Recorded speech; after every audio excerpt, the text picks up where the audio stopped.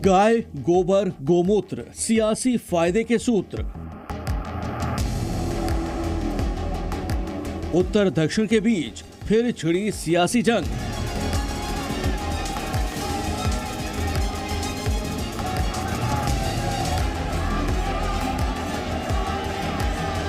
तीन राज्यों में जीत के बाद बीजेपी की खुशी का ठिकाना नहीं है। इन नतीजों पर 1/4 खुशी कांग्रेस और इंडिया गठबंधन में भी है।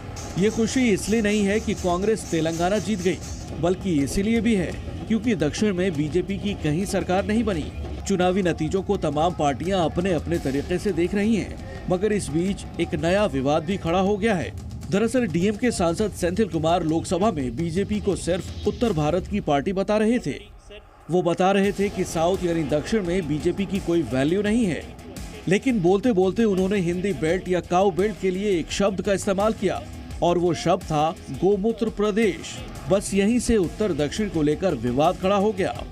People of this country should think that the power of this BJP is only winning elections and mainly in the heartland states of Hindi and what we generally call as the।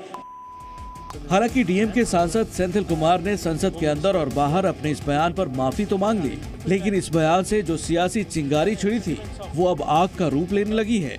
एक बार फिर से उत्तर और दक्षिण को लेकर सियासत होने लगी है। कांग्रेस ने आरोप लगाते हुए कहा कि बीजेपी बड़ी ही चालाकी के साथ बहुत खतरनाक खेल खेल रही है। वो उत्तर भारत और दक्षिण भारत के बीच दरार पैदा कर रही है। बड़ी चालाकी के साथ आज बीजेपी पार्टी एक बड़ा खतरनाक खेल खेल रहा है। वो खेल ये कि उत्तर भारत और दक्षिण भारत के बीच दरार पैदा करना, ये बड़ा अन्याय होगी, बड़ा चिंताजनक होगी। इसमें हो सकता कि उनकी चुनावी कोई नाफा होंगी। कांग्रेस सांसद अधीर रंजन चौधरी के इस बयान पर बीजेपी ने पलटवार करते हुए कहा कि भारत को विभाजित करने की योजना चल रही है। जो तेलंगाना के सीएम बने हैं उन्होंने उत्तर दक्षिण करना शुरू कर दिया है। बीजेपी ने उत्तर दक्षिण की इस लड़ाई में गांधी खानदान को भी घसीट लिया और पूछा कि ये भारत की सांस्कृतिक महत्व को समझते हैं क्या। सीधा बिहार का डीएनए तेलंगाना से कमजोर है। अरे बिहार, उत्तर प्रदेश, मध्य प्रदेश, तेलंगाना, बंगाल, तमिलनाडु, आंध्र प्रदेश सब भारत के अंग है ना। इस पर सोनिया जी क्यों खामोश है? राहुल गांधी क्यों खामोश है? प्रियंका जी क्यों खामोश है?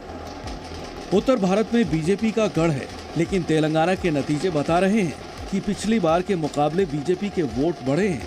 हालांकि केरल, आंध्र प्रदेश और तमिलनाडु में बीजेपी चुनावी नतीजों पर बड़ा असर डालने की स्थिति में नहीं पहुंच सकी। यही वजह है कि हाल के दिनों में बीजेपी ने अपना फोकस दक्षिण के राज्यों में बढ़ाया है। दक्षिण का एंट्री गेट कहे जाने वाले कर्नाटक को गंवाने के बाद बीजेपी दक्षिण के राज्यों को लेकर अलग से रणनीति बनाने लगी है। चाहे प्रधानमंत्री मोदी और अमित शाह का दौरा हो या फिर पार्टी के दूसरे बड़े नेताओं की छोटी छोटी रैलियां। 2019 के लोकसभा चुनाव में कर्नाटक को छोड़कर बाकी 4 राज्यों की कुल 101 सीट में से बीजेपी को महज 4 सीट पर जीत मिली थी और इन्हीं सीटों को अपने पाले में लाने के लिए बीजेपी आक्रामक है, जिसके लिए दक्षिण में भी सनातन और धार्मिक बयानों को लेकर माहौल बन रहा है। डीएमके के नेताओं के सनातन धर्म, हिंदुओं और हिंदी और उत्तर भारत के खिलाफ बयान आना, ये एक सोची समझी साजिश है, सुनियोजित रणनीति का हिस्सा है, जहां भारत और भारतीयों को नीचा दिखाने का कोई कसर कांग्रेस नहीं छोड़ रही। ये पहला मौका नहीं है जब उत्तर भारत बनाम दक्षिण भारत पर राजनीति हो रही है और इसे स्वाभिमान की लड़ाई बनाने की कोशिशें की जा रही हैं। उत्तर और दक्षिण भारत के इस कथित सियासी विभाजन का लंबा इतिहास रहा है और उत्तर दक्षिण भारत के राज्यों की बड़ी पार्टियां इससे लेकर आक्रामक रही हैं। लेकिन हालिया चुनावी नतीजों के बाद जिस तरह से बयानबाजी का दौर चल रहा है, उससे लगने लगा है कि एक बार फिर उत्तर बनाम दक्षिण की लड़ाई तेज होने वाली है। लेकिन इसका फायदा किसको मिलेगा, ये तो आने वाला वक्त ही बताएगा। ब्यूरो रिपोर्ट, जी मीडिया।